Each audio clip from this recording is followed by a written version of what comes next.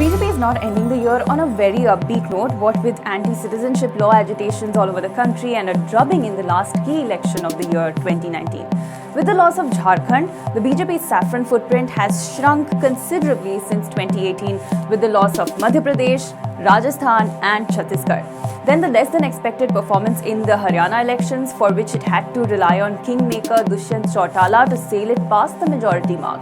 And again, the BJP was outwitted by Shiv Sena when its 30-year-old friend turned foe dug in its heel over the chief ministerial post demand and then broke the partnership to ally with the NCP and the Congress, forming the Maha Vikas Aghadi in the crucial state of Maharashtra. Although BJP was the single largest party in Maharashtra, it failed to form the government there despite making a brazen overnight attempt to install Ajit Pawar as the deputy chief minister with Devendra Fadnavis as the chief minister and with rebel NCP MLAs in tow, but later they all backed out, possibly after Sharad Pawar stepped in and won back his MIF nephew.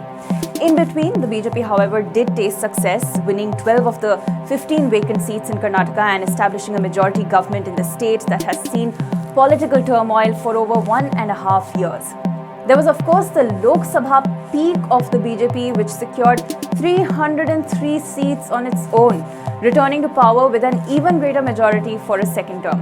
Narendra Modi took scripted history, becoming the first incumbent non-Congress Prime Minister and only the third Prime Minister after Jawaharlal Nehru and Indira Gandhi to return to power for a second term with a simple majority. The Lok Sabha saffron sweep came months after the BJP lost the Hindi belt states of Madhya Pradesh, Rajasthan and Chhattisgarh, which are traditionally considered to be its stronghold. All in all, it has been a year of highs and lows for the BJP, and now, with a mixed bag of experiences, the BJP will hope to make its next and first electoral innings of 2020 count. So all eyes then on the Delhi Assembly elections in February next year. See you on the other side.